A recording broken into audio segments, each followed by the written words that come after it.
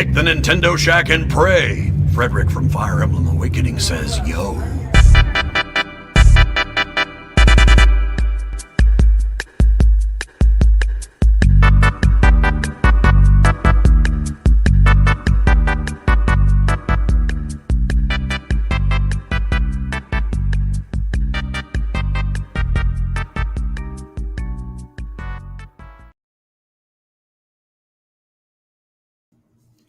Greetings, Koopalings, and welcome to this week's newest episode of the Nintendo Shack podcast titled 4 Years Too Late.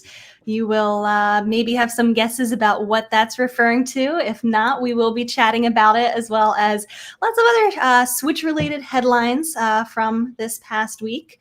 We'll start off the show how we do each and every week by thanking our live on-air producers. Thank you to Edwin Callow, AJ Pentcoast, Chris M., Devin Tyus, Horse Girl 69. Nice. Joe Wilson, Josh Borboni, Kyle Hyman, Nick Creature, Nick Folliver, Paul Calico, RJ Kern, Stephen Keller, and Zach Adams. Thank you for your continued support. Garret and Elaine, How are you guys doing? I'm pumped. It's Friday. Yeah, it's Friday. We're recording on a Friday. You know, it doesn't feel like it's Friday for me because we had off from work yesterday. We've had off a couple days the past couple weeks for a bunch of holidays. So why do you get these days off? No, my kids were off yesterday too, so I worked from home, and all I heard all day was screeching about Salmon Run happening 2 floors above me. I could hear them through the vents. They're playing Salmon Run. They're like, that's awesome. All in again. Yeah, I love listening to them play that. Love There's some collaboration. There's some yelling. It's okay. I missed that. I was so into that when Splatoon came out, and it was such a good mode for friends to join up on. I love it too. I like listening to my kids play cooperative stuff instead of screeching at each other that someone's cheating. I like this better. I like this better. Good. So yeah, I like it. So you enjoyed your day off hearing their screaming. Yes, I was very productive yesterday. You see, I bet. Nothing done. What about you, Garret? How have you been? I'm doing fine. I've been hunting for jobs, right? So been applying for them, interviews. Let me guys tell you, this is kind of a weird thing that I would never see in a company, but I applied to one company. It's a huge global consulting firm. If you're in management consulting, you probably know what the company is. I'm not going to say it though right now. Smart move. Yeah. So basically, they respond back to me. It's like, hey, okay, you're in the next step in the interview process. What we're going to do is that we're going to invite you to play a game. And I was like, wait, what? And it's called the company, the game, right? And what they do is they are going to test me on a series of mini games, and they're evaluating everything that you do.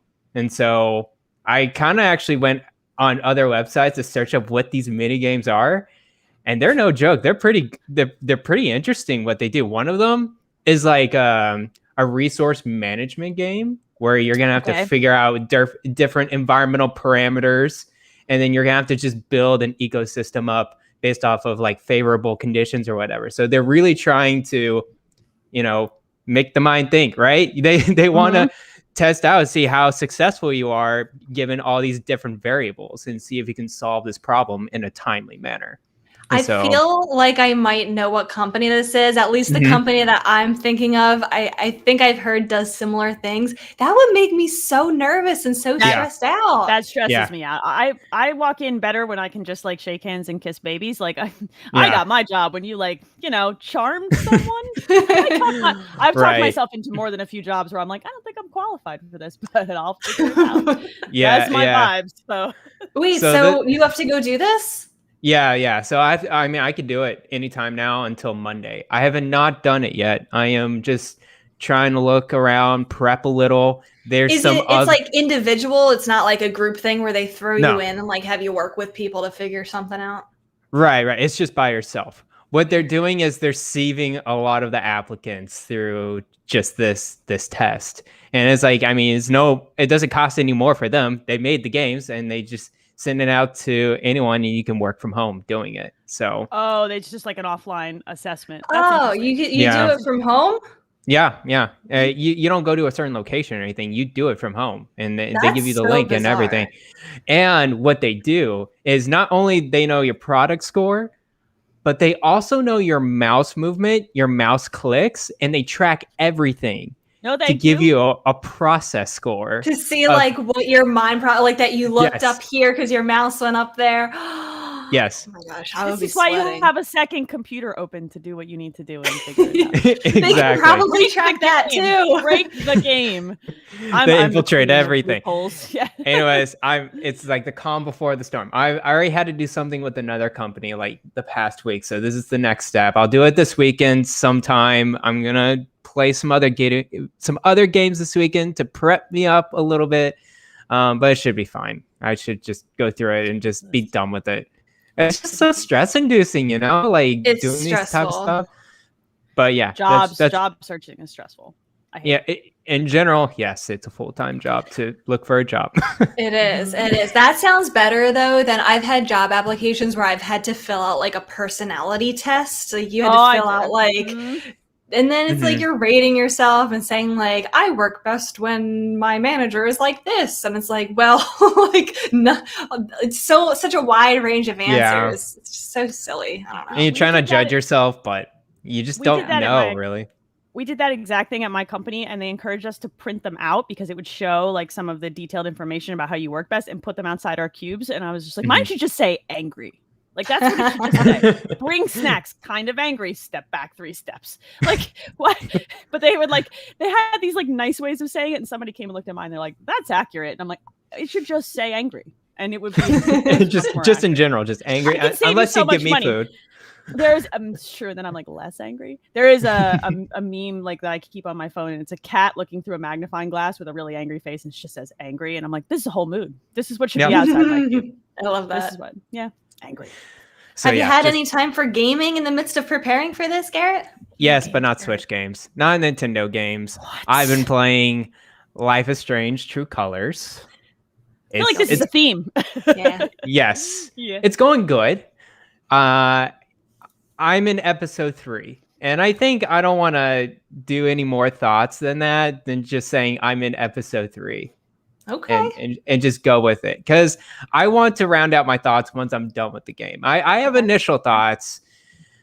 Yeah, okay. I'm not gonna get into it. I'm not gonna get into it too much. I just to interrupt you, because the only thing that I've been playing is Life is Strange: True Colors. I haven't really touched anything else. Yeah. I just finished episode 3, and I'm like in the beginning of episode 4. Okay. So do you think you'll probably have it finished up next week? Oh yeah. Okay. Yeah. I'll probably finish it up this weekend or something. We can talk about it then. We'll make sure that for those listening who are waiting for the Switch release, because it came out on pretty much every platform except for Switch, but it's going to come out for Switch. So I know a lot of people are waiting for that version to release. So we'll maybe do like a spoiler-free, like our thoughts on it type of thing. And then maybe when it comes out for Switch, maybe we'll just return to that and talk about it a little bit more in depth, just to give people a chance if they are waiting for that version of the game. But I've been very deep into it. Elaine, are you playing it? I'm going to. There are too many. I posted a picture of like my stack of video games like on Instagram and Facebook, and somebody on my Facebook messaged me privately and was like, "Where do you find the time?" I'm like, "They're all still." I don't. I just smile and look at the plastic wrapping in front of me. Yeah, someone tweeted, "Buying games and playing games are 2 separate hobbies," and I feel they really are in my very soul. You know what I mean? So like, yes, I'm gonna play it. I probably, if you guys are gonna finish it up over the next week, I probably will try to prioritize and tackle it because I do want to play it. It's 5 episodes, right? Is it 4 or 5? 5. Yeah, I do want to play it. It's on my stack of shame. Oh, the never-ending stack of shame. But I know. I'm very excited about it. Very excited about it. Yeah, so it's going okay so far with that. Okay. I've been playing a game, I think, every morning, and it's been really a delight in the morning before I go to work. And I'm glad I'm taking advantage of my Xbox now. I'm playing some Psychonauts 2. I heard that was exciting, that game. I'm very surprised by it. Like, I know people have been like cheering for it, praising it. I never been a Psychonauts fan. I've never been a Double Fine fan or anything like that. But when I played this game, I think I'm like 4 hours in now or something like that. It is probably one of the most entertaining platformers I've played in a long time. I just love the character and the art style in this game. It reminds me of like, you know, a Tim Burton film or those other kind of just abstract child book like type of games, but they're just so creative how they went through that game. And of course you're this guy, I forgot his name. Is it Raz or something like that? Yeah. So he's kind of like into the Psychonauts game, and Psychonauts is a group of people that can go into other people's minds, and you can like change people's thoughts in their minds, and they personify everything, and it's so cool. And I wish it was on Switch, because I think a lot of people in the Nintendo crowd would adore this game, because it's just a very like the kind of game that should be like on a Nintendo system. Yeah. Yes, very much so. I love just the creativity behind it. All the puns in there is just insane. Like, and they just do it nonchalantly just all the time, and I love it. But yeah, I'm just so surprised by it, and it's just it's hitting my like top 2 or 3 games of this year so far. Nice. It's awesome. very good. I'm just having so much fun with it. And just going through the story. The game is not that hard, but it's just fun just going through this game. So yeah. I loved the first one a great deal. I have very fond memories of playing it. I don't know that I would say it holds up now for someone who doesn't have nostalgia for it, the first game, but you can jump into the second one by what I've understood and like fall in love with it. I just think it's very unique. You don't get a lot of that kind of vibe from video games. It's great. Highly recommend. Yeah, and it's really nice because they give you like a short synopsis or a short story before you get into Psychonauts 2. So you kind of know what the storyline is of Psychonauts 1. And Raz is just back into being an intern, and it's just hilarious. That's good. I'm glad you like it. It's so good. It's good stuff. I really like it. Nice. And that's it. All right. What about you, Elaine? I've been WarioWaring on multiple fronts. So here's what happened. Nice. I started WarioWare and I played a little bit of it today, and then the Tetris 99 event came out, and I was like, gotta go. I'm gonna play. I have like 600 hours of Tetris 99 played. Like, it's not. My gosh. No, I'm not. Yeah, I have like over 100 wins. I play a lot of Tetris 99. So every time a theme comes out, I'm like, I'm gonna just. I was gonna say, I feel like the themes keep bringing people back into it, and then I get addicted again because I do the thing with Tetris 99. It's one of those games for me. Like when I'm stressed, that's the game I return to, because for some reason playing Tetris just like short circuits my brain. Like I won't keep turning over the anxiety thoughts. I'll just be like, I'm playing Tetris now. This is what we're doing today. And my brain stops. So I played the WarioWare Tetris 99 theme, which is perfect. And then I played a little bit of WarioWare. I don't have enough time in it yet to like have detailed thoughts, but like it's WarioWare. And that's for me, that's enough. Like that's how what are I you wanted feeling it to about be. the character changing?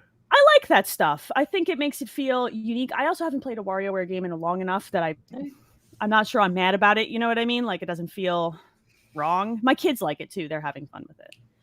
Cool. Have you done any of the multiplayer 2-player with them? Not yet. They just kind of took turns with me. But my son was like, can we do this with more? I'm like, oh yeah. Oh, we're gonna. And he's like, I think I might be into it, Mom. That's what he says to me. This is how 11-year-olds are like way into stuff. Mom, I think I might be into this. Love that. And that's it. Love it. It was very awesome. cute. I feel like WarioWare is just so reliably fun. Like you said, you just pick it up and like anybody can play it. Like I feel like people who aren't even into games can have fun with it. Exactly. That's like I said, we used to do it in college, and just here's a Wiimote, figure it out. And people are like, I don't play video games. I'm like, you have to press one button. You can do this. I promise. If you can follow directions and have a quick reaction time. Yeah. Which is funny when people are drinking. So that was always hilarious. Like I bet, the kids are going to be better at it than me, because the kids are like better at everything than me. So, because they're young and they have reaction time. Why do we suck at video games when we get older? Because we get distracted by too many video games and we don't sink into one. Like my kids, my son has 1,100 hours in Splatoon 2. I made him look it up. He's so good at Splatoon 2. It makes me sad. That's his Fortnite. That's the game that like he comes back to over and over. I love Splatoon. Oh my gosh. It's a great game. They love it. So those are the two things I've been playing. I picked up Eastward on Switch. Oh, I heard so many good things about that. It's a Chucklefish joint. I haven't actually dipped into it yet, but the second it hit, I was like, this will be mine.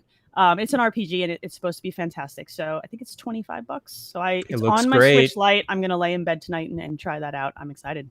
Very excited to play Eastward. I read more than one person say it's Zelda meets Earthbound, which sounds, Elaine, like it's right up the alley for us. Yeah, I know you love Earthbound. And the art I style love the style of that game. It looks so cool. I'm always hesitant when people say it's like Zelda inspired, because then I end up playing it and it doesn't hook me as much as Zelda games do, of course. But the tie with Earthbound definitely catches my interest. You always compare these games, and I wanted to shout out to you right back. It's like, hey, Earthbound and Zelda. I'm like, that's tiring. It's tiring to compare to these like Nintendo franchises that way. Like it'll never be what those original games are. Right. And you're right. I wish that they would kind of do like their own little thing that makes it special. It's like using the word Metroidvania, right? Like it evokes what they want you to know that it's an RPG that has action elements and exploration elements, right? But saying that it's inspired by these two games is quicker for your brain to latch onto. But that's true. Right. I agree. When it comes to Nintendo franchises, there's an expectation that sets that you're never going to reach. So good point. Yeah. I mean, the game is fine. Like the game is the game. And I'm sure it's great. I just hate when reviewers or impressionists are like, "Hey, it's like Zelda mixed with Earthbound," and I'm like, guys, every farming sim now is Stardew Valley inspired. It's Harvest Moon inspired. But the Harvest Moon doesn't mean the same thing anymore. It's Seasons inspired, because Harvest Moon is bad now. Harvest Moon was very good. But you're right, though. It's funny how instead of saying like the genre name, it's now they're kind of saying like what other game is like. Yep. Now that I think of it, how many games are Souls inspired and things like all that. The time. Like instead of just saying like the actual genre. Right. Well, you say Soulsborne or you say like Metroidvania. That is commonplace now. I know that those have kind of become a genre. And then roguelike. But roguelike is an actual. It's not like saying Dead Cells inspired. That's different. Right. That's more specific. Roguelike is an umbrella genre that I'm not as upset about. I guess that one's evolved. Well, it's following Rogue, the game, right? Yeah, it is. But most people don't know that. Most people really don't know most that. people's first iteration of those games is not that one, So definitely not. It's not that one. I think when you're sitting down to write a review, I wish they wouldn't do that. You have enough characters. You don't have a word limit. Give me more descriptive. I don't think. If you do, then no, that's not good. But like, give me more descriptive words, So. Yep. That's what I'm up to. I'm excited. Awesome. Yeah. Looking forward to hearing more about those experiences, and we'll chat all about it. I'll probably have. I'm hoping. I'm like going to be dedicated, I think, to actually finishing more games in these upcoming weeks. Because I still haven't finished Samus Returns. I need to get back to that this weekend. Because 3 weeks. Everybody go buy Metroid Dread, go pre-order it. 3 weeks. I wanted to finish Fusion before that time, but like the clock is ticking. I have to finish Life is Strange. As soon as we hang up from this call, I'm going to be going playing Deltarune, which we'll talk about that in a little bit. Like, I want to actually finish more games. I want to tell you, it's not going to get better as you get older, because now I have more money than time. This is a real engineer problem. I'm like, I can buy any video game I want, and then I do, and then I'm like, I can't play any of these video games. I need to job. Why? When we were kids, we had the time but not the money. Now we have the money but not the time. I just hate it. I need to retire. My financial advisor today was like, "When do you want to retire?" I'm like, "Now." Can we make that happen? Can we make it happen? Yes, if you sell your entire collection. I could go bare minimum. I could be a caveman. I don't have to. I don't have to travel or anything. I could grow my own food in the backyard. It'll be fine. I can eat. It'll be cheap as we could be. I could do ramen like the rest of my life until I'm 52 when I die from I don't know, heart attack or something. All right, we have some headlines here. Remember last week we were talking about the rumor of the Switch getting a price drop? Well, yes and no. It did get a price drop, but in Europe. And remember, we suggested that could be a possibility. I think it was like a French retailer that originally reported on it. So they're cutting it to £259 in the UK, $299 in the rest of Europe. A Nintendo of America spokesperson stated no current plans to drop price in the United States, which I feel like if they did have plans, they probably would have done it at the same time. I don't know. Does that normally happen? Could they do it? This one was a weird case, and it's really just because of trade currency, exchange rates. It's true. purely of economic reason. Well, that was one of the reasons that the Nintendo spokesperson said. It's like, we want to drop the price now because it's just going to make us more profit in the long run with these exchange rates. So we're going to drop the price. But yeah, I don't expect... if there is a drop price, that'd be great. But these drop prices are very modest. It seems like it's like 20 pounds or 30 euros, which is like $25. It's really not that much compared to what was previously. So I don't see it dropping down in price, but because it's purely based off economic reasons. And they also said it's because it's right before the OLED switch, which, okay. It would maybe devalue. If they drop the price of the original, like we talked about this last week, too far, it would make the OLED seem not worth the jump. Exactly. Right. The pricing they're at right now, you can be like, it's only $50 more and make the leap. If it was $100 different, you'd be like, but why am I doing this? Like, why? Why for that? For $100, that's not worth it to a lot of people, and they won't get that profit that they probably want. So. Makes sense. I didn't realize. I guess I didn't read into it too much. That the reasoning was because of the exchange rate. Yeah, money. That seems like the main reason for it, but it seems like a special case for Europe. So go Europe, buy your Switch for... Which I'm pretty sure it was really expensive over there before. Like that's, if you do the conversion, that's like... Yeah. Isn't that quite a bit more than what we're paying? So no. I mean, actually it's a little bit more in the UK because I think it's like what? 3/4 or 2/3 or something like that. It's in flux so much. I don't even track it anymore. Euros is like almost on par. They're almost 1-to-1. Yeah. So it used to be 330 euros and it dropped down to 300 euros. That's why I'm saying $25. So it makes it closer. Yeah. Okay, I see. Yeah. So their goal was making it closer to what ours is, right? No, I think it dropped the price than what it was. It was like about the same as us. Okay. I think they dropped, but like equivalent to like 25 USD or 30 USD, somewhere around there. That's so not much at all. Not $50. Yep. Gotcha. So makes sense. We got a Switch firmware update this week. It finally adds native Bluetooth audio support 4 years after the Switch's launch. All it took was a firmware update. Now that means only 2 wireless controllers can be paired with the system when a Bluetooth device is connected. You won't be able to pair any additional controllers until the Bluetooth device is disconnected. Up to 10 devices can be saved to the system, but only 1 can be paired at any given time. There is still no Bluetooth microphone support, which kind of makes sense. There's not really any native voice chat in any games that I can think of. What do you think, guys? What I just want to note, they dropped this firmware at like 11 p.m. Eastern. It's like, it's the weirdest time. They were like trying to sneak it in on us, and we're like, wait, what? And then you start reading these patch notes, and I'm like, 2 wireless controllers at a time, really? Took you 4 years to get here? Like what? So I think the reason why they really want this to lay low with the Bluetooth is exactly what you're saying. It's all the drawbacks that we're seeing in the Nintendo, like this functionality. I just find it so weird. And Donnie put it really neatly in Discord. It's so weird they wait 4 years for this. What did they do? When you look at these restrictions, they're not that crazy.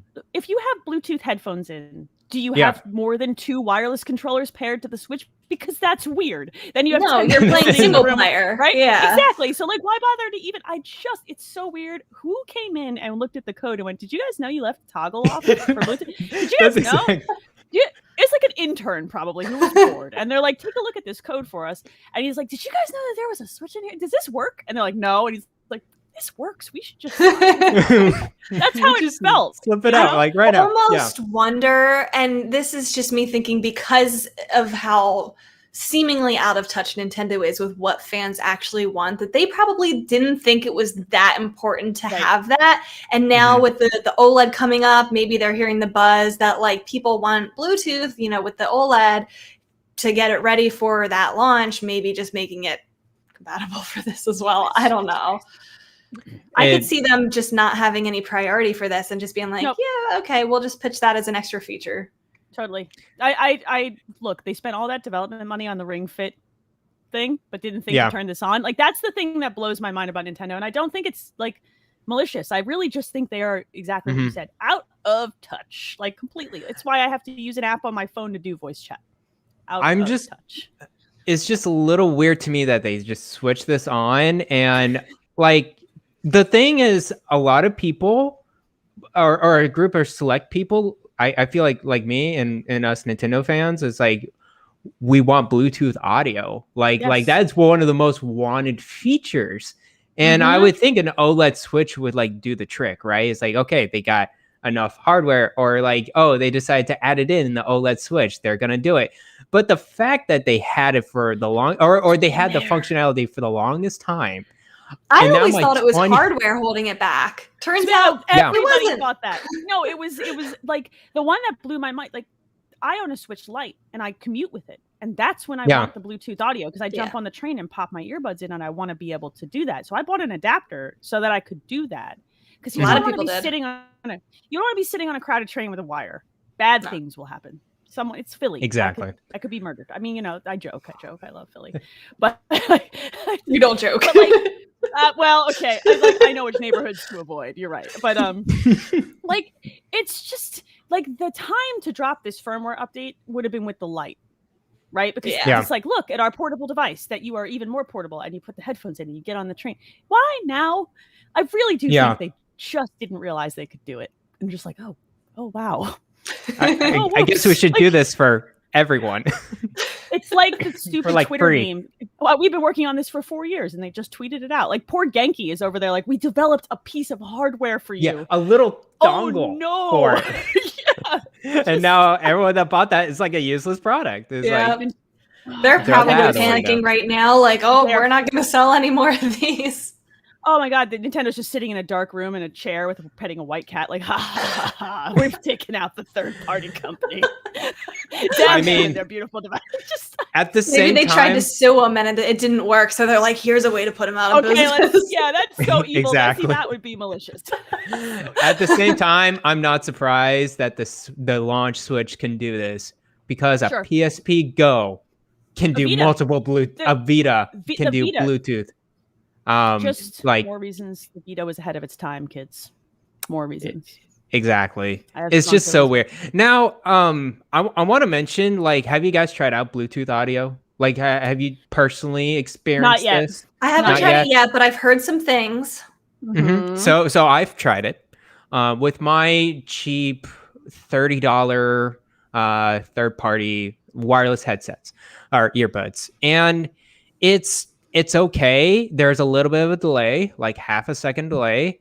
I find that very common with my headsets, just because I do it with my laptop as well. Like my laptop here, my work laptop, everything's like a half second delay. Just because Bluetooth audio for my phone, listening to podcasts, it doesn't matter.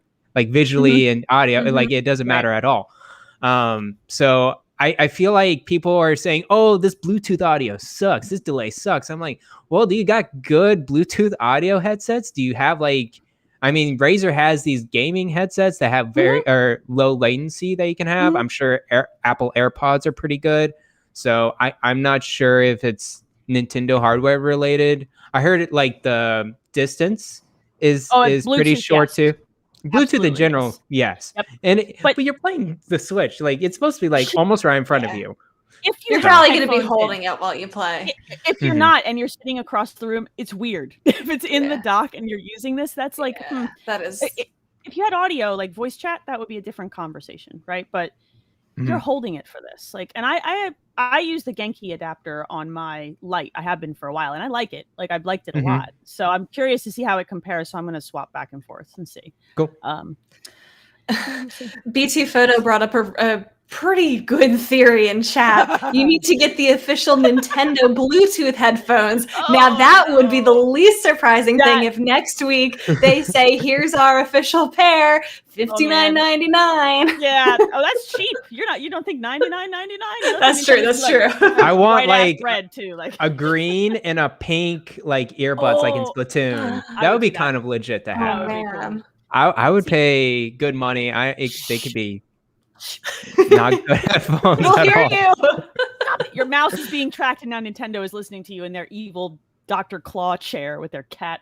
Just it's like, we got him. We got him. Ahoy Adam in chat says he tried AirPods. The sound isn't loud enough though. He says it could be louder. Okay. That's an interesting problem. I have a Skull Candy earbuds that I really like because they were $40. They're $40. Yeah, and I'm not going to pay like hundreds of dollars for AirPods, but yeah, my third-party ones were like $40 too. Yeah, and $40 is my limit for something that might fly out in traffic in Philly, and I'm like, not going back for you. So it's like, oh, you're good. You're gonna be in a landfill. Peace. I'll listen with one. I'm curious to see that though. Bluetooth often for me has that problem where it's not like as loud as I want it to be, or maybe. I have the AirPod, I think it's the Pro or whatever the second model is. So I'll try them this weekend and I'll let you guys know. Cool.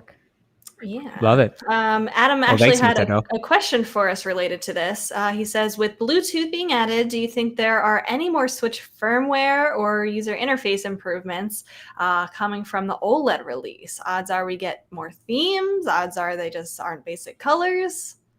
Is there anything else hidden in there that they could flip the Switch for? Just turn on the folders. You can do folders. Let me organize my freaking games. It's just, I'm not mad. I really wish they had folders, but we've talked ad nauseum about that.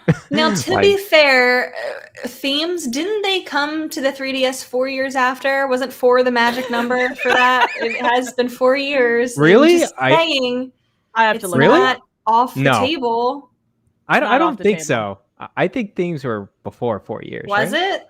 Oh, I'll have to look that up again. I don't know. So 2015. No. There were themes before then. As far as Nintendo is concerned, we should be lucky we have the right to turn on the dark theme, so we don't blind ourselves with the white interface. Like every time I set up someone's Switch for the first time, I'm like, oh no, please. That's like every default program. Why did they do that? So like aggressive. I literally looked up Visual Studio Code, like VS Code, and it's like this blinding white screen. I'm like, I need you to tone it down a bit and go to dark immediately. Same thing with Twitter as well. Yeah. Introduced in an update in October 2014. 2014. Oh, okay. 3 years after. Yeah, they dragged their feet. They dragged their feet. So a while. I want themes. I want colored themes and folders. I want those things. Those things, she says, not knowing how to code should be easy. So, like, even if, and we've talked a lot about how the really complex themes, like the ones that we saw on the 3DS, would maybe slow down the Switch interface and whatnot, and how they might be trying to avoid that. But even just colors, like just simple colors. Give me a red, green, blue. Like, yeah. That's it. Purple, orange. Yep. Wow, now you're just asking too much. I'm sorry. Sorry. Excuse me. Purple takes longer to load than blue. Yeah, that's a mix of two colors. Get out. Only prime. Have you seen that RGB color code? That's hard.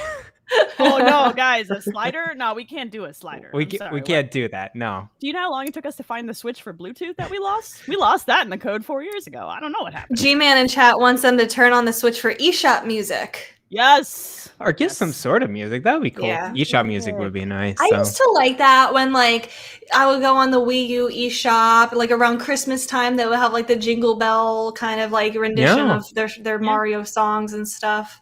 I did like that. It's like one of those things that's totally not necessary, but it just makes it like, I don't know, more personable and memorable, and like you become nostalgic for it years down the line, and you talk about how cool it was in like 5-10 years from now. No. I will still just let the Wii shop music play for hours. It's just so good. It's so good. I'm like, I can use that for studying and like reading articles and stuff like that. It has a good elevator tone to it, but better. Yeah. You hum along to it without realizing it, and then people judge you. Exactly. So much character, and now it's just black and dull and gray and no folders. Like, I don't know. Like, it's not Nintendo. I think they gotta put some character to it. I know. I feel like, do you remember how, like, so the GameCube's anniversary was just this past week, and I saw a lot of people talking about how, like, that startup theme is just something so simple, it's so catchy, and we're so nostalgic for it. I feel like there's nothing with the Switch that, and it doesn't have to be a startup theme, but like the Wii had the eShop music, like there's just something I feel like on all these consoles where it's not necessary, but it just gives it personality that we will be nostalgic for. The Switch one is the one where you go to your profile and it whistles and then whistles back in response. Do. It does and that. That's it. And that's it. But that thing is very like unique to the Switch for me. It's not as much as I want, but every time I smile. You're right. I smile every time. I love that. And the sound effects between the games, like it's a distinct sound, like you're popping to a game, but that's just sound effects to me. Like they gotta. Do you guys ever unlock your Switch by pressing R3 down 3 times? It honks at you. Really? I did not realize that. It makes a different sound depending on what button you press. If you press the same triggers, try pressing a different button. It will make a different sound no matter what button you're pressing. And if you press, I think it's R3 or L3, it honks. It goes like, oh, it does. Oh, I'm so excited right now. You gotta try all the buttons. I'm gonna try all the buttons after this. Okay. They all make a different sound. Oh, I did not realize that at all. Yeah. Wow. Because I feel like everybody like does the same button every time. You might not think to try another one. That's under my thumb. Yeah, like Oh, fun fact. That'll be what we're nostalgic for. Bring us back to music, though. I like the music. Yeah. Give me some sort of song, some catchy song. That would be good. Yeah. Yep. Next up, Nintendo might be making a new Switch controller, according to an FCC filing. Not many details are known right now, but we know that this controller will be wireless, like their other controllers. These documents will be released to the public in 6 months, meaning there could be an announcement of some sort before then. There's also a new rumor possibly related to this, coming from insider Nate Drake, he's the one who spoke about the Switch model revision, which I think turned into the OLED, saying that N64 games are coming to Switch Online, possibly at a higher price subscription tier. Could this new controller be an N64 wireless controller like the NES and SNES controllers that came before it? What would that look like if it clipped onto the side like the NES? That would be it's really weird. Like, is it split in half? Is it bad? Is it 2 of them? Is it like that would be interesting? Actually, like split apart an N64 controller and just smash it on the side. How does that work? I hate it too. I hate it. Thanks. I hate it. No, I'm liking this idea though, Elaine. I feel like this one wouldn't do that. No, I don't think so either. I think I don't know what they're gonna do. Like, one of my favorite iterations on the N64 controller is by like a third-party company that makes what they call their brawler controller, where they move the stick and make it feel more like a regular controller. But even then, when you have a 2-stick situation, what do you do? Does it just clip onto one side and it looks ridiculous? I'm excited. If this happens, this is gonna be super. I don't know. The other ones kind of look ridiculous as it is being attached to the Switch. Yes. Like, nobody is obviously gonna play like that. Well, now I'm gonna. Yeah. I don't know. I don't think it may not attach to the Switch, to be honest with you. Like, the Pro controller doesn't. So like, we can have other controllers. Might not even be an N64 controller. I don't know. I feel like we just got finished talking about the Game Boy Color rumors coming to Switch Online. That didn't happen. Yet. Now they're switching to N64. Where's that coming from? Is it just because of this controller filing? I just don't think Nintendo I think Nintendo looks at an N64 controllers like, no, never again. Like, something went terribly wrong. That. It's like, things happened in that generation. We're not talking about it anymore. We're past that. Designed for gamers with 3 hands. Yeah. And all the middle sticks would go completely loose and someone would have to fix them. I don't know if you had this experience. It's from all the Mario Party. Oh, wow. That people would do. Like, the sticks would get, so that's some intern at Nintendo's job is to fix all those sticks. That's what happens when you've been bad. You have to go fix all the ends. Mine would just start to like stick. Like, it just wouldn't go anymore. Yeah. Yep. Ridiculous. So it comes in 3 pieces, Piper said. Yeah, so you can have the 2 prongs off to the side and the little prong at the bottom. You wear one like it'll fit into the isn't there the charging port under there? Yeah, it'll stick in there. Yeah. Oh It was no, just- someone mock it up. Oh, it's so bad. Oh no, I hate it. That just happened. That needs to be mocked up. Can someone please mock this up for me? I hate If it nobody so else much. does, Please I do will, it. and I'll post it. Okay, good. It's gonna look so obscene. It's going to look phallic when you do that. There's no way it does not. That's Oh, gross. goodness. I hate it. Oh, yeah, goodness. no way it doesn't. There's no way it So doesn't. cool.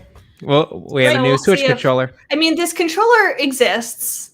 That's I mean, Yes. it's a FCC filing. It exists. We just don't know what it is. So anything beyond the fact that it exists and it's wireless is speculation.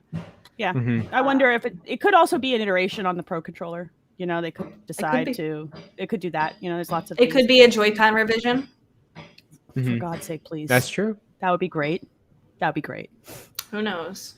Mm-hmm. The Castlevania Advance Collection was rated for Switch in Taiwan. Elaine, do you want to talk about this one? Yeah, this is rad. So this is the the rumor is it was rated for, release on Switch. So this would be the 3 GBA Castlevania games. Mhm. So that was Circle of the Moon, Harmony of Dissonance, and Aria of Sorrow, all 3 of which are like Metroidvanias and are exceptionally good. Finding those GBA carts is both impossible and incredibly expensive, unless you get Mhm. a bootleg. So these are 3 of my favorite handheld Castlevanias. Like, these are good. Aria of Sorrow is exceptional. I would like these now, please. Is this collection, this Castlevania Advance Collection, it's already on other consoles? No. This doesn't Oh, this exist is brand new? anywhere. This Okay. brand Yeah. new. Like, this would be a big deal too, because these are the 3 that a lot of people really love. Harmony of Right. Dissonance, I want to say, is the one that came out on other things, but the other 2 did not. Aria of Sorrow and Circle of the Moon. I've heard very good things about these games, good. and I would catch up on them on my GBA library. But we can already do that. Well, We me and can. Rebecca can. No, but wait, Elaine I will bought be an even singing. I bought an even stupider way to do that. I bought an even stupider. I talk about this on the other podcast I recorded. So I Yes, went yeah. on Etsy. Mistakes were made. I own these 3 GBA carts. They're in. I have a Nice. binder filled with GBA carts, and these 3 are in there. They're not Mhm. bootlegs. They're the You originals. could use One that of for them- retirement. Yeah, that's my financial advisor. Look at all the retirement I have, and he'll be like, "What are you? Yeah, Get It's out! like that's like nothing. Get out!" That's what throws me out. But I went on Etsy and I was gonna buy an original Game Boy Advance, the brick one, because I love it, and I Mhm. was gonna mod it myself to put in the backlit IPS screen. And I was looking at the kit, and then I was looking at what it would cost me to even get a busted up GBA to shell out. And I was like, well, if I looked at it, I was like, this is like $200. And then I looked at Etsy, and I'm like, but someone will do it for me with a Yes. spice orange case. And audio, and also I bought that, so I'm gonna play these 3 stupid games on my dumb new GBA when it comes, like an adult. Nice. Like an adult. That's really good. I'm very excited. Aria of Sorrow is very good. It's probably my. Well, you favorite don't need to wait for it to come to Switch. You said you have the cards. Just gonna live Perfect. my best life. I also have a Game Boy player on the stupid GameCube that I still have attached to my TV. I don't know how to like. Wow, work you- that. You That's- can also that's play pretty it good. on your new Retroid. I bought one of those too. Good Kids. The stuff. internet, get ready. I bought that because my coworker comes to my desk like a grown ass man in an engineering firm, and he hands it to me, and I went, "Damn it, Sean, get out!" And he's like, kind of on sale right now, by the way. And I'm like, "Damn it, Sean!" So then I turned around at my desk, I handed it back to him, and I just started clicking buttons. It was so bad. And you Isn't knew it me and so Garret had nice one. though? Yeah. The form Yeah. factor is so It feels good. really good. Like the buttons feel really good. Mhm. Yeah. Yeah. He modded his with a Switch theme.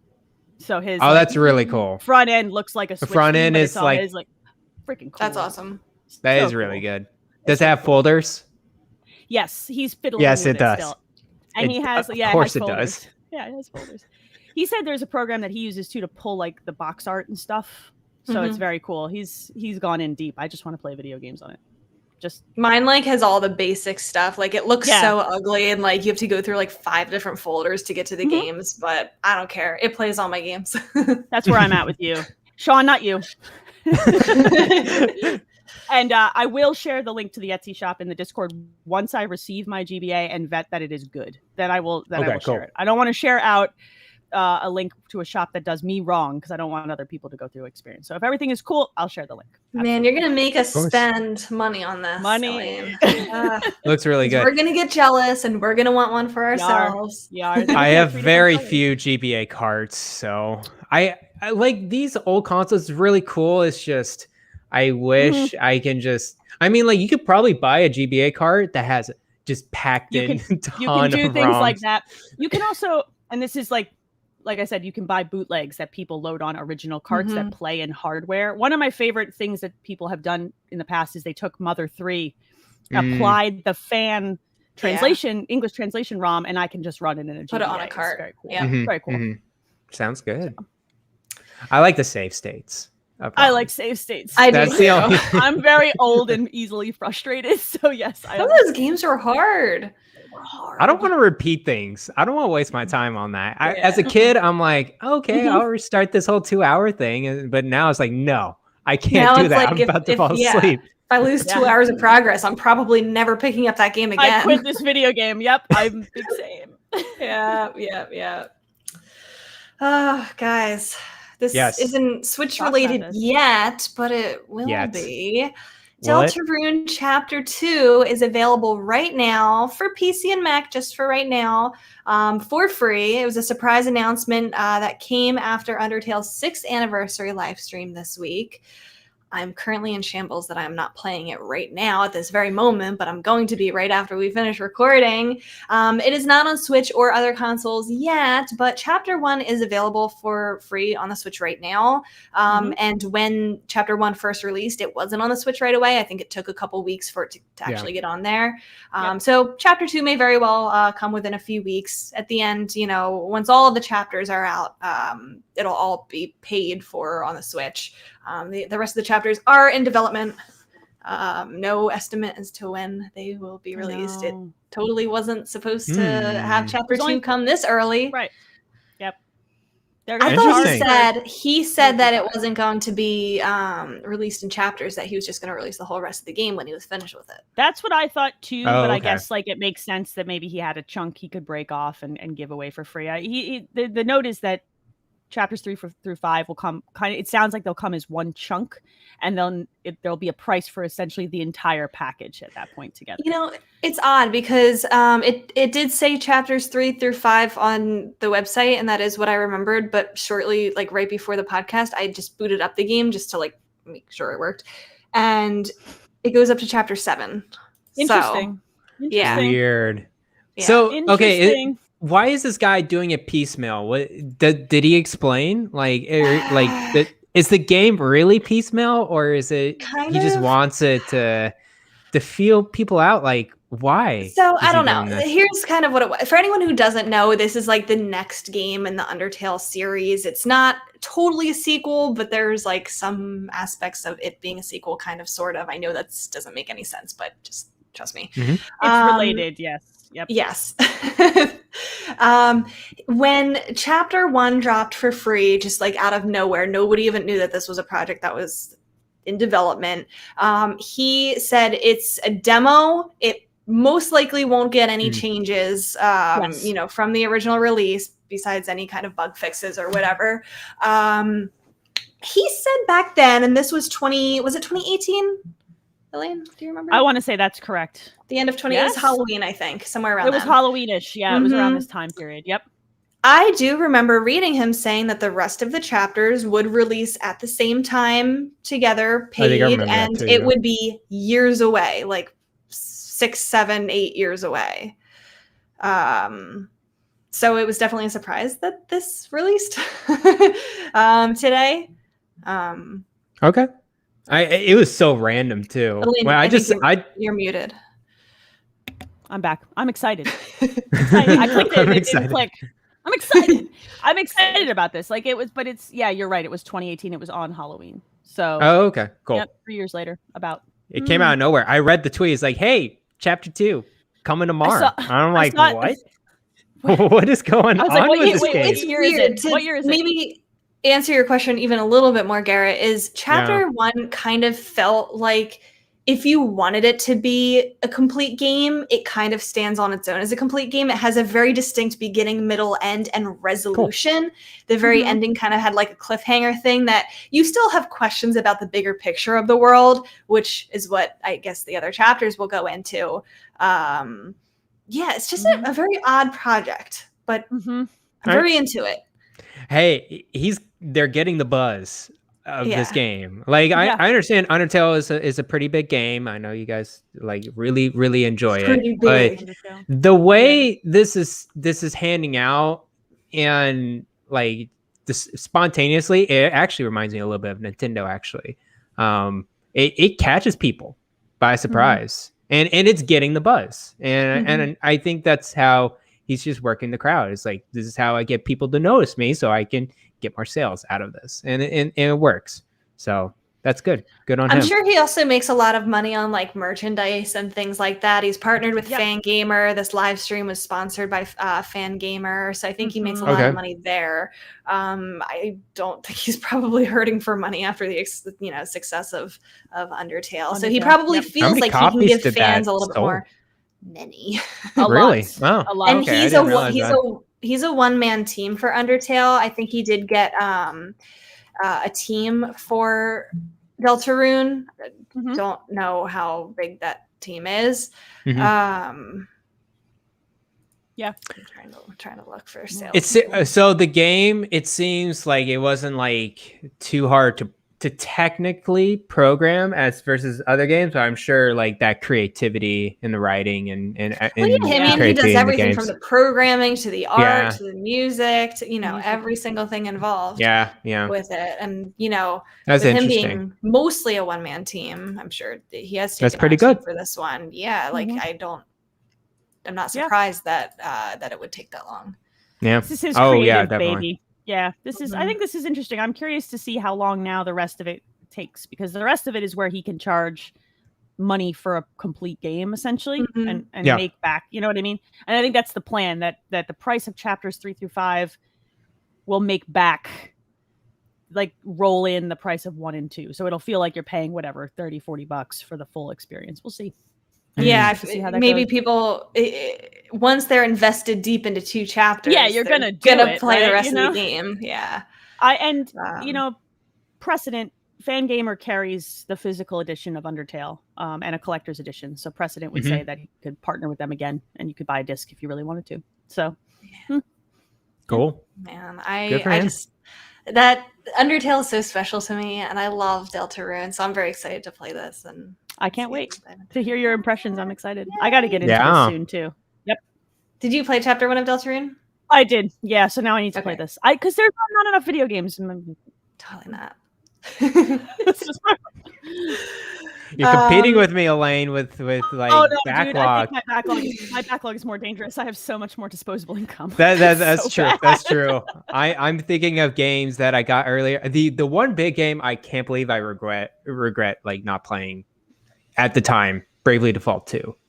It's still in the back of my mind. I'm like, I played a lot of. I actually played quite a bit of JRPGs this year. I was like, man, I should have gone back to Bravely Default 2. Supposed to be good. I know. I own it. I just you do own it, just like me. So of course I own it. Of course. All right. A little bit more related to Switch news. In fact, a lot more related to Switch news. There's a Monster Hunter Rise collab. Take it off, Garret. Well, I mean, it's a very simple one, and they actually put this in their kind of developmental roadmap.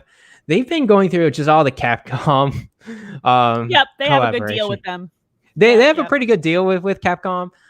This time it's with Mega Man 11. The character Rush, the dog, is coming over to Monster Hunter. He looks super cute in the Monster Hunter game. And it's a layered armor set. So it's basically just skins on top of them, but it's actually kind of cool animations and jumping and everything like that. It looks really good. There's only one more update left in the development roadmap. I presume it's going to be another Capcom franchise, whatever it's going to be. But will there be more? They always do support their Monster Hunter games. Long time. So what I suspect after this is another big presentation where it's going to be a refresh update of the game itself. it may be, and I'm thinking, just like Iceborne with Monster Hunter World. I was gonna say it's probably we're gonna have another expansion, Yeah. and the PC release is actually supposed to go like early next year or something like that. It's planned. Yes, for please. Monster Hunter Rise. Yes, please. So that's what I think what's going to happen right after this. These are just small updates that are happening. Yeah. The hardcore Monster Hunter audience are good. They're still playing this game, and they just don't care. It's like, yeah, whatever, collaboration. I don't care. I have these monsters, and I'm mining and maxing all my armor sets right now, and that's it. So most people want more monsters. I hope they expand. The Iceborne expansion to World was very, very good, and I'm glad they did it. And it made the game a lot harder too. So I'm hoping that they continue that path with Rise. That would be great. I love Monster Hunter. I love it. It's a great game. I didn't play much. I played more in Monster Hunter Stories too, but it's a good game. I don't know what doesn't like hook me back into it. It's just the repetitiveness of it, and I like that. I do too. It's just I like other games too, like you, and it just drifts me away to this game. So I will probably get tucked back into it when it releases on PC. I liked World better on PC. It ran better on my PC than the consoles. Oh, it's so nice on PC, buttery right? smooth, baby. So yeah, it's so good, so good. But yeah, that's Monster Hunter. That's Monster Hunter. That wraps up our headlines. We have a ton of questions. We'll try to get through as many of them as possible. You guys always come through with the questions, and I love that. I love how interactive my favorite. This community is, and they're always good questions too. Pretty good. We'll start it off. Kyle, bringing us back to the food and making us hungry. This time he says, Nintendo characters wake up in the morning. They only have 3 selections to choose from, what they have to make for breakfast. The 3 choices are pancakes, waffles, and he adds French toast this time. Which Nintendo character is more likely to make one of those 3 items for breakfast? He's just giving it any Nintendo character. Man, this is a lot of stress. What? Like, I don't know. I feel like I'm trying to think of like evidence for why a Nintendo character would like a particular thing. Kirby will make all 3. Okay, Kirby would eat all 3. Kirby wouldn't make anything. He's the chef too, right? Like, I guess he can be. Yeah. That's all I'm thinking. He's just gonna eat them as he makes them. He's just gonna swallow them whole like a vacuum. Like Yoshi would just be standing there like eating everything too. Like Yoshi's useless here. I feel like Luigi could rock some good pancakes. He would throw a bunch of candy in them. I feel like Luigi could handle that. You know, it's a Luigi. What move. kind of candy are we talking about? Like, I don't want any hard candy. Oh, M&Ms. I like M&Ms. Okay. You got to put chocolate in your Yes, no, it's just lemon heads, man. Like what? That's choosing violence. Like who does that? Like what? When I'm thinking Luigi's Mansion. When I want to troll my children, that's what I'm gonna do. Choose violence and put sour hard candies in their pancakes. Oh, that would be legit. I want to see that reaction. April Fool's Day prank. Excuse me, I gotta go write this down. Oh my gosh. This is why you have children. Just if anybody was wondering. This is good stuff. You control them all the time. I don't know. Like, I feel like they're not different enough foods to know what Nintendo characters would eat them. What did you just say? As far as Nintendo characters. I'm teasing you. I'm offended. I don't know. I got nothing else. This was hard. I like who's associated with food in Nintendo characters. The only thing is Kirby in my head. And Yoshi. And Yoshi. And Yoshi. Yeah, that's true. That's true. I do love me a Yoshi, but he's man, not they don't do anything. much with food, don't they? No. No. Do Nintendo characters eat? That's a good question. Wait, Link eats in Breath of the Wild. He does. Mario just trips on shrooms most of the time. That's all he really does. Evidence supports. How does he function? Maybe it's all a dream. I mean, he's jumping everywhere. So does Samus eat? Wait, what? I don't think you ever see Samus eat. And if she did, it would probably be like a cool infusion through her suit. I feel like you would inject it into her heart. Space food, yeah, totally. Great. That's like some green juice just. Oh, it's inside the suit. That's why the shoulder pads are so big. That's where the liquids are. Yeah. Or like, don't astronauts eat like Spam or something? Like she probably has some like NASA Ziploc sealed type food where she goes back to her gunship and eats it. Yeah, freeze dried ice cream. Little bits. Yeah. Dippin' Dots. There we go. I don't know. Too hard of a question, Kyle. Hard. Ian wants to know, do you think an October Nintendo Direct is likely at this point, or even possible if a September presentation does not happen this year? We were talking a lot about how they typically do the September ones, not as many in October, but could it be this year? We still have 2 more weeks. I'm holding out hope for September. 2 more weeks. That would be nice. Do you think maybe they're trying to give Dread some room to breathe, and then once that's released, kind of bring up some new stuff? Maybe. They've been pushing Dread harder than I've seen them push a game in a minute. Like, it's been a long time. Like, what? Yes. Ever since E3. It's like, here's Metroid, and here's Every all Friday. the gameplay, and here's all the spoilers. And they've been aggressive with that game. So I feel like either they're concerned that it won't sell, or I don't know why. It's interesting. Or they really believe in it. And I hope it's that one. I hope it's so good that they're just like, look what we finally did. Please love us. We did this for you, Samus franchise. We're so sorry about the Bluetooth. Here, have a Metroid. Here, we flipped that on too. Here, we'll forgive you, Nintendo. I would give us the Metroid. Give us the Metroid. They could do an October one. I could see that. They have to do something.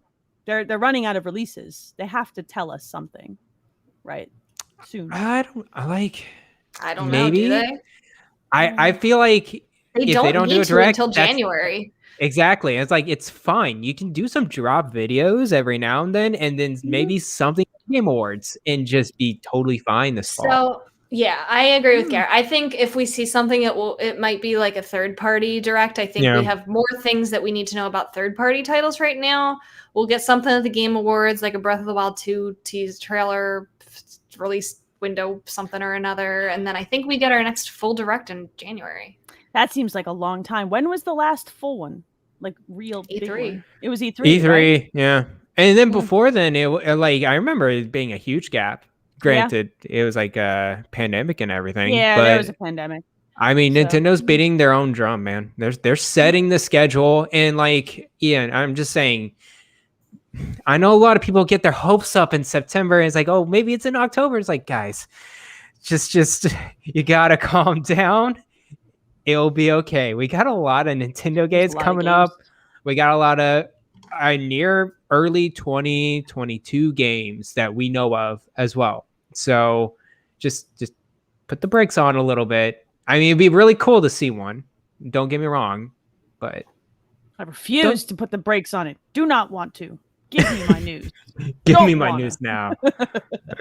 I mean, it's fun to speculate, right? It's fun to hope for things like this. I think it's problematic when you get angry when it doesn't happen, right? Like the speculation is all in good fun. If you're out there getting pissed off when it doesn't happen, that's a you problem, not a Nintendo problem. Like, hey, buddy, it's okay. Slow it down. Simmer down, children. It'll be fun. Yeah, definitely true. West 3DP says, who will you main in Nickelodeon All-Stars Brawl when it drops in like 2 weeks? Will you buy it immediately? Even you, Blade Explosion. Even you.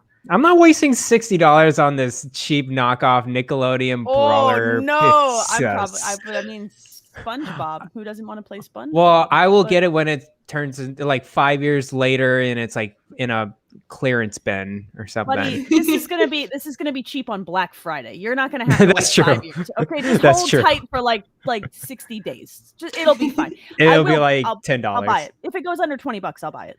Why not? If right? it goes under $20, I think I'll go there. Yeah. Yeah. I think I will buy it only if like people are actually going to be playing it with me. Like, I'm not buying this to play it single player. Like, y'all got to play it with me. Oh no, it's going to be bad. We'll all be bad together. I'm gonna be terrible really at Smash bad. Brothers. Anyway, nobody's allowed to play as Zim because that's my character. All right. No, Zim is yours. I want Olga from Hey Arnold. Okay. All right. No, Hey Arnold is such a good show. I know, right? It's Are so you feel old good. enough to know Hey Arnold when it came out? Of course we do. Are you? Oh Okay, my good. gosh, Hey, Elaine. look, there's an 11-year age difference here. I need to make sure. Okay. I remember waking up 6:30 in the morning for those Hey Arnold episodes. Yeah, dude. Oh, they No, were And so if good. you go back to Hey Arnold, actually, like that was actually, it had a lot of mature like undertones, like a lot of really deep lessons in that show. Like I know a lot of those shows have, kind of the layers, so that adults can enjoy them too with their kids. but like some deep stuff in that show. Yeah, I love that. Oh yeah. Show's still good. Still good. Still holds up. Yep. Hey, Arnold. Yep. I liked this question from G-Man. What do you think makes a Nintendo Direct a great presentation? Oh boy. He specified, I kind of like altered the question a little bit. He wanted to know, is it the games? You know, is it more than the games? Is it the presentation itself? I think often for me, it's that Nintendo knows how to get out of their own way and show you the game and then say a little quippy 1 or 2 things about the game and then move. Do you know what I mean? They don't linger too long where you're just like, okay, unless it's a Smash Brothers presentation, and then it's like, okay, it's a little much. But in general, they don't linger on one thing so long that you're like, okay, I get it, move on. You never feel like you have a chance to be like bored, and I like that about the way they move through shows. I completely agree. I feel like Nintendo presentations, I'm never bored with it. Like, even though it's a game I don't even care about, it's okay. It'll be like maybe 1 or 2 minutes maximum until there's the next game and you're ready to go. You're ready to see what's next in a Nintendo Direct. And I think, that's why they're so good, because they're nice, tight, concise. They go from one thing to the other. They kind of lead you on. It's like, hey, is there one more thing or not? You won't know until like the very end of the presentation. But yeah, it's just the conciseness of Nintendo presentations really get me compared to another company, Microsoft, that wants to show catapult videos with Age of Empires, my most anticipated game of October. I'm very excited too. I just don't know why they did that crap. I feel like 40-minute presentation means 2 totally different things for those 2 companies. It means like 2 or 3 games for Xbox, like a crap ton of games for Nintendo. Yeah. Yes. Yeah. I appreciate also that Nintendo puts the same care into their indies directs that they do. Oh yeah. It's a nice thing to see. I also like for the Indie Direct specifically when they go into kind of the background of the developers and like you get a quick little snippet of like where they're from, what their story is. I think that kind of makes it more relatable in a way. Not to compare with Microsoft a bit more, but the indie showcase for Microsoft. Have you guys seen that type of thing? No, I have seen those showcases before. They're rough. They're so rough. They're 3 hours, and it's too much. They like to interview these. For that long.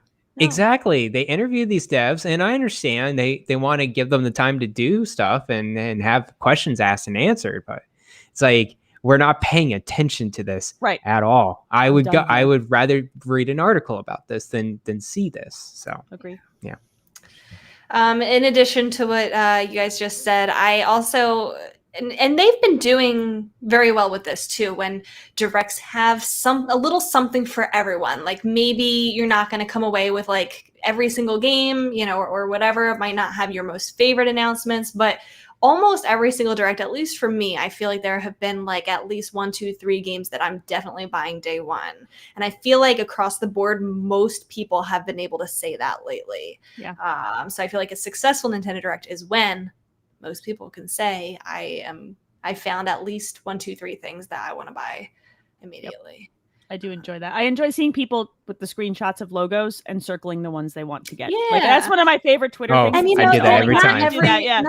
Not every single direct is going to have like, you know, the next Zelda game, the next Mario game, like all of their A-tier franchises, especially I think whatever the past direct was, even like the E3 direct didn't have a ton of that stuff. Like it had Zelda, but you know, there wasn't a new Mario title, there wasn't a new Donkey Kong type thing, but like it still managed to hit a variety of franchises that I feel like almost unanimously people walked away saying this had something for me. Right. Yep. So yes, that makes it successful in my opinion. Let's see. Jonathan asks, have you played the game Kiwi yet? And if so, what are your thoughts? And if not, are you a monster? On a serious note, he said, if they add N64 games, what would you want to play first? I had forgotten about this one. It's that little game where you play as like a little, you know, those little kiwi birds, little postal characters, that indie from that one indie direct. I have not played it, Jonathan. I have down. I remember to look it up because I forgot all about it. It looks. I have no clue what this it might have been is. Also in one of those wholesome directs. It looked really cute. Yep. I love cute games like that. I find it's $30. I didn't realize how expensive it was. Yeah. Is it on Game Pass? Quick check. Is it only on Switch? It's on Switch, PS5, Xbox. I'll have to check this out. Mhm. I'll add it I'm to a curious wish list. about that. Like, It releases the what it's all 21st. about then? Oh, if it's it, soon. Okay. Yeah. If it Cool. has $30 value for an indie, you don't typically see indies cost that much. Yeah, It looks pretty cute it's been though. keeping up there lately, though. Like I've Yeah. seen some that have been hitting that $25-$30 price point, so I'm Mhm. curious to see what this is. I will check this out. Mm. I will. What would I play first on N64 though? I know everybody's answer is going to be Ocarina of Time, but like, No, not mine. You just you played go- it. I just yeah. played it. you just play. That's cheating. You're cheating. I wish they would put. Well, I already own Doom 64 on a million different. That's one of my favorite N64 games, actually. Quietly. I would probably play Star Fox 64. Mm. I really enjoyed that Choice. game. That's a good choice. It's Of course, it's the best Star Fox game. You know what Nintendo game I haven't played in a really long time? I would revisit Yoshi's Story. It's been a really long time. Ooh, yes. Yoshi's That's Story a good is. one. I like Yoshi's Story. I don't like that game. Oh, okay. You can go back to your Beetle I don't. racing. So I would. Do you remember from Yoshi's Story? Just because I love to hate this game. I like the individual levels for this game, but I don't like how the game is laid out. That you can only pick one level at a time, and you basically have to beat the game 4 different times to play all the levels. Yep. Because it's like there's like 4 levels, and then or however many there are, 6 levels. You just pick one stage from each, and then once you get past it, you can't go back to a previous stage. So you pretty much have to repeat these. You have to find. Yes. You pretty much have to 100% it to beat every stage. It's true. Yeah. That's true. And that is a bummer the way it's laid out. I have very fond memories of that game, but I haven't revisited it for a long time. I do want to point out, I think it was mainly Joe in the chat said Mischief Makers. I love Mischief Makers. It is a Never heard of it. What fantastic is game. it? Oh man, it's like kind of a platformer action game. Mischief Makers was very, very good. It is one of the few N64 carts that I do not own and I'm trying to find. Oh, okay. The other one that I don't know if they would do is Pokemon Puzzle League. Oh, I would be so down for that one. So I played the hell out of Tetris Attack. Tetris Attack on the SNES. Yeah, Tetris Attack, yeah. This is that, but in 3D, and it runs like crap, but I still love it. And I love it so much. I thought you were going to say Pokemon Stadium, which is something I put a lot of hours that's another into. one. Yeah. That's another good one. That's another quality one. I want Pokemon Puzzle League. I own that. Pokemon Stadium too. That was a legit one. It had a gold cart. It was like, I loved it so much. I never played 2, but I would like to play it. Mm-hmm. Got that 2nd gen Pokemon. I remember playing the mini games in Pokemon Stadium. The mini games I spent the most time with.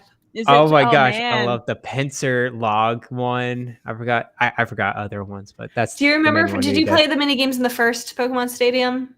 I don't think I had the first one. I just only had the second one. I only had the first one. Yeah, I would like those. I would like to revisit them. I haven't played those since I was a kid. Yeah, since I had them. Yeah. Wow. But the first one, I would boot up Ocarina of Time just. I kind of figured that was going to be your answer. Yeah. Because I can't help it. I knew it. Can't help it. All right. Hobie says, are there any Switch games that the gaming social media bubble seemed to frown on, but you enjoyed? He says, Mario 3D All-Stars is this game for me. I love having these 3 games bundled up and playable on the Switch. I've gotten plenty of joy out of that purchase. It's a good question. I will actually second that one. I know that a lot of people were really angry about that package or really disappointed in it, but for me, I really enjoyed it. I enjoyed having those all in one place to It was a good purchase for me as well because I think I only have Super Mario Galaxy on like hard copy, and the other 2 I just never played. So it was a very good purchase for me. Galaxy is amongst my favorite of the Marios. So I just for that game alone on the Switch was worth it for me. Like 64, I've played so many different times in ways that I'm like, I'm good. But Galaxy is very, very, very special. And I've only ever played it through once. So Elaine, I think you came along to the PSVG crew after this released. Right? I think so. Did you? Or right around the time it did, I think. Maybe pretty darn close. Yeah. The big thing for me was this was the first time I was playing all 3 of those games. I don't know if you knew that. No, and playing Mario 64 the first time in this package sucks. It's not the best way. Like I liked it. But the DS enjoyed it. Was really good. The DS version was amongst. Oh, really? I liked the DS version of it. Yeah. I wish that they updated, and I know that they wanted to keep it true to the original, and I know I'm pooping all over Hobie's point here. Wish that they had at least just kind of fine-tuned the camera controls for that one, and that would have been perfect. I think a lot of people were upset at the price point for this thing too, considering they didn't really do anything to it. Do you know what I mean? And that for me, that was fine, but I understand the frustration. Now, if we do get the N64 games on Switch Online, do we get Mario 64 on there? I mean, they're not selling it anymore. So I bet you they do. I can't believe they're not selling it anymore. That is so bananas to me. It's so weird. In the Fire Emblem game, what are you doing? Like the Fire Emblem 30th anniversary thing too. It's like, but why? Why are you creating scarcity through nonsense? What is you doing, baby? What is you doing? Nintendo, the only company that take games away from a first-party store. Oh goodness! To answer Hobie's question, I don't know. I mean, I think that the social media bubble frowned on these games. The Let's Go Pikachu and Eevee games for Pokemon. Yeah, I really enjoyed my time with Let's Go Eevee. Maybe I'm saying this because I got it for $40. I didn't get it for $60. But I mean, I have the Gen 1 nostalgia. I think that the games looked pretty. Like, I didn't really care about the throwing mechanics, whatever. It was like a breeze to play through. It wasn't hard. It was just very relaxing to just hear all of the remastered music and have my Pokemon follow behind me, and just a very easy way to shiny hunt. I spent hours shiny hunting in that game. I still think it's the best Pokemon game to shiny hunt in. I kind of wish that they would make Gen 2 with the Let's Go model. And I know that's probably an unpopular opinion, but they're just such chill games. They're very wholesome. They're very, I think they're good, easy remakes if you're just trying to have a more casual Pokemon experience. I really liked those as well. I did. And I know that I just did. I just like sinking into them and being joyous, Sometimes we're so quick to be cynical, especially on Twitter. And Thrack brought up the Link's Awakening remake also, and I really enjoyed that remake. And I have very. Did people not like that? I loved that. People were mad that they were that they charged $60 for it. They felt like it wasn't long enough. It's a Zelda game. It's a Zelda game. What are you gonna do? It's a first-party title. It's the same reason that 3D All-Stars got that price point when people didn't think it was worth it. But it's very easy to sink into cynicism and nitpick these kinds of games apart, especially when it's a remake and you have nostalgia. I just want to sink into the joy of it sometimes. Right. Pokemon, Mario, and this Zelda remake were like that for me. I'm just like, this is just freaking happy, man. That's what I want. Especially because I feel like the Pokemon and I don't want to use fandom because there's so many things wrong with the Pokemon fandom, and I know not everybody is like this. Careful. I know not all Pokemon fans are like this. I know they're gonna come at me. Are so serious about the new gen releases and Sword and Shield and what it is and what it's not, and that's entirely separate to me than what I feel like Let's Go is and should be and has to be.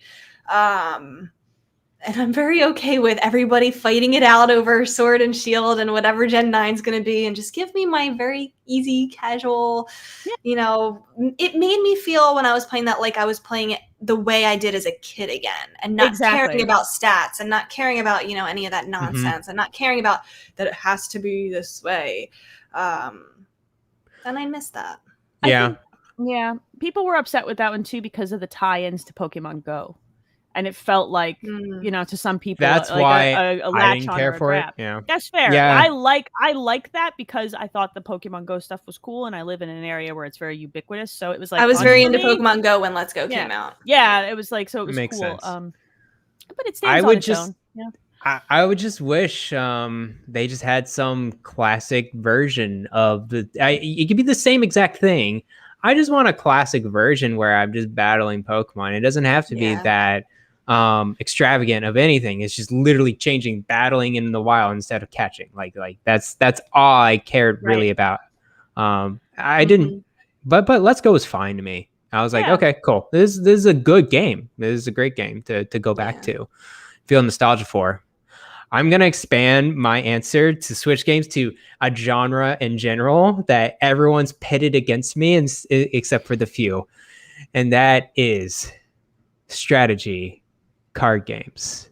And in general, people just love to hate Like Cold that Step and genre. stuff like that. I love that genre. Like I like it. I very much enjoy strategy card games just because like they just add their own little twist to it and randomizer and the mechanic, and people just like to hate on it just to hate on it, and they've never tried it before, and so I'm just like, okay, sure, you're lost. Not trying. Feel like people look at those games and think like, oh, they're all kind of the same, just with like different themes or different skins, and they might not realize like what the differences are. Yeah. I encourage people to try Slay the Spire. Slay the Spire is the best one. I think that's probably, and it's very beginner friendly to me. Monster Train on PC is probably better for me than Slay the Spire, but it's much more complex. Like it's a level above. I love these freaking kinds of games, especially when they're roguelikes. So I love them. I get way into them. I have like magic card brain, so my brain's like we mix can do the this, deck around. And, like, oh, it's bad. It goes to the bad place. I even like these RPGs like SteamWorld Quest.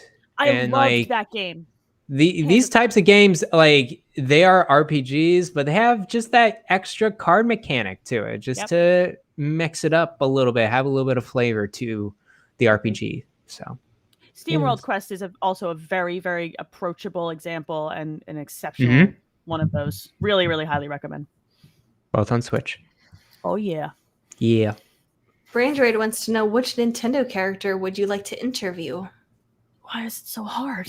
Why is this every Nintendo character do this, that, and this? I'm just does Yoshi speak? Because I have questions. Like a lot of questions for that young man. How do you get the eggs to come out so fast? Why are you pooping out those eggs, sir? Yeah, how do you? Ma'am, I don't know. Ma'am, I also have questions for Birdo. Different questions. Birdo is no. Let's interview Birdo. There's so many questions. Where do the eggs come from? I need to know. Why are you spitting out eggs from your nose, sir? Sir, ma'am? I don't care. It doesn't matter. Why they them? Yeah. Yeah, I'm there for that. I mean, chat has good answers, but let's hear your guys' answers because I went with funny for this one. My answer is already in chat. I want to interview Waluigi and ask him, how does it feel that you don't have your own game and you're excluded from Smash and you're kind of the butt of all the jokes, but you're not ever included? I bet you he doesn't know. I bet you he doesn't know that, and you're gonna make him cry. Good job. Yeah, pretty much. He's gonna be so sad. At least he was in Strikers. Samus is a good one too. Samus is a good one. I would just like to talk to her. Like, are you okay? Are you doing okay? You've seen some therapy. Things. Yeah, she needs a lot of therapy. She does. She's seen some crap. Like, I want to know. I got questions. I got space questions. Yeah. Mm-hmm. Maybe somebody from Zelda. There's a lot of Zelda characters I would want to interview. What about Flippy from Star Fox? Come on now. Oh, Flippy. Do a barrel roll, y'all. Is it People Flippy forget or about these characters. Slippy. You know? Slippy. It's Slippy. Excuse me. Yeah. Slippy. Yeah. Slippy. No. I would definitely interview all the characters in Star Fox. Like Fox would be a good one. Yeah. Fox would be great too. Fox would be good. I want to know all the lore behind that man. Because they don't tell you anything. They don't tell you anything about that universe. From? What's this Animoid universe? Okay, I got one. I want to interview Bowser on his I guess theories beyond parenting and like what his experiences are with raising his sons. That would be a great I have questions interview about that too. Yeah. To be 60 minutes, like that would be. And he's shrouded in darkness, so you don't know it's him, but it's him. He's a good father. I gotta ask him, like, are you pitted against Mario or not? Because I see you in like all these games that they just go one way or the other. Like they play tennis together. It's like you let your kids mess around with a plumber. Like what are you doing, sir? Who builds the airships? I have questions. Who's that engineer? Right, I gotta know because that's some structural. Like that's good. It's very competent construction. It's a scientific advancement. The little moles build the airships. The ones that throw the wrenches at you. I have so many questions. I have so many questions with the Mario universe. All right, last question. I like this one. Carlos asks us, I stopped playing Breath of the Wild after 60-ish hours and never found the right moment to come back to one of the best games in history. Should I start all over knowing I have many other great games in my backlog, or should I continue my save file and finally finish the game? This is such a hard one. question. That's a good question. I feel like my gut answer to this is just keep playing, because it's the type of game where the story isn't driving the experience, and it doesn't actually matter. When you really look at it, it doesn't really matter, and just navigating through the world and seeing all the Easter eggs is what matters. I can just go and do that, Almost feel like after dedicating 60 hours, like you're not going to want to go do all of that again. I feel like I almost feel like, Carlos, if you start over, you might end up still not finishing it. You'll end up at the same spot. I do this with RPGs all the time. Yeah, me too. I mean, unless you totally forget everything, like you haven't touched it since 2017, I would say just go do some shrines if you haven't done all the shrines yet. Make sure you finished up, those divine beasts, do a couple side quests, then go fight Ganon. Yep. Yeah. I'm not big on repeating single player games a lot. It takes a good and a replayable game to really get me through another playthrough. I stopped around 60 hours as well with Breath of the Wild and stopped in 2017. I was like, all right, I'm good, and set it aside. So if I ever pick it back up, I will go to that exact save file and just see where I'm at, because I know exactly where I'm at. Or I don't know, but like once I'm there and figure out the mechanics or whatever, I could just do some shrines, as you said, or just go out in the world and see what I can do. Because it seems like that type of game. After you're done with the story, it's like you can just do whatever you want. So I say keep the save file. Yeah, it's really unique because they really did construct a game in which the story isn't driving you playing it. Like even more so than something like Assassin's Creed or those bigger open world games. Right. Like they have you do kind of get lost and forget what you were doing. I jumped in and out of this game a few times before I finished it, and I never felt like I was confused, because I was just like, maybe I'll just get my horse and go ride around for a while then. Yeah, it only took me a little while just to remember all the controls at first. I feel like for some reason, no matter how many hours I've put into that game, it always takes me a couple minutes just to remember all the controls. They're not as intuitive when you first jump back in, because if you play a bunch of those third-person action games, they don't match, but they make sense once you've been playing it for a little bit. So, yeah, and I feel like the ending is worth seeing, Carlo. So beat it. Just go beat it. Go play it. Ride around, like we said. Do it. Well, that is gonna do it for this week's show. I feel like there hasn't been a ton of hard-hitting news lately, but little tidbits here and there. I think something is coming. I feel fingers like crossed. Something is coming, and even if there's not, we got Metroid Dread in a couple weeks. Just gonna say something is coming, and if not, let's just play Metroid and talk about that for like 2 weeks. Exactly. Hopefully, we could do that. First. Count on me to finish Metroid this week. To finish Samus Returns. Play Fusion. Finish all the games, Rebecca. Now. Yes, immediately. You're the best at it amongst the three of us, clearly. Probably. That's pretty sad. Yeah, I know. That's saying a lot about Garret and I. All right. I'm going to go play Deltarune. I think cool. Yeah. All right. Until next week. Thanks, Koopalings. Bye-bye. Bye, y'all.